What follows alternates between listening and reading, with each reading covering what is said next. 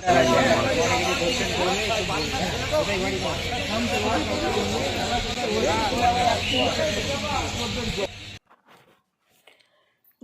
সন্ধ্যায় আরামবাগ শহর জুড়ে টানা ঝড় বৃষ্টি, কালবৈশাখীর ফলে আরামবাগ প্রফুল্লচন্দ্র মেডিকেল কলেজ ও হাসপাতালে আটটি বড় চার চাকায় গাড়িতে গিয়ে পড়ল।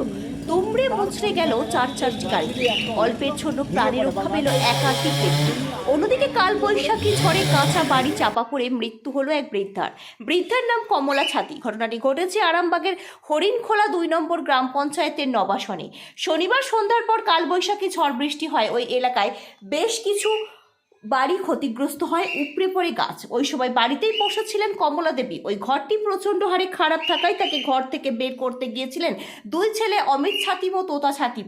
ওই সময় হঠাৎ করে হুড়মুড়িয়ে ভেঙে পড়ে বাড়িটি। এই ঘটনায় 3 জনে গুরুতর জখম হন। এরপর স্থানীয়রা 3 জনকে উদ্ধার করে আরামবাগ মেডিকেল কলেজে নিয়ে গেলে চিকিৎসকরা এই বৃদ্ধাকে মৃত বলে ঘোষণা করেন।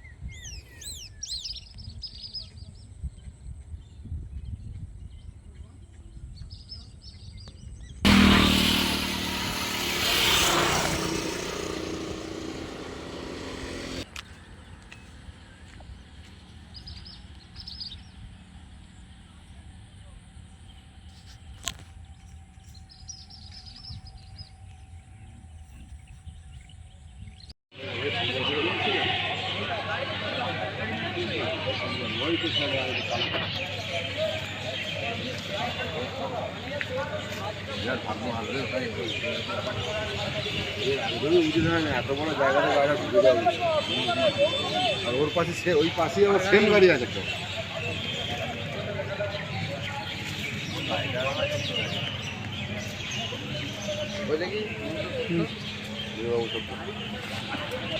নামে মাত্র গাড়ি মায়ের কোনো ঘাটে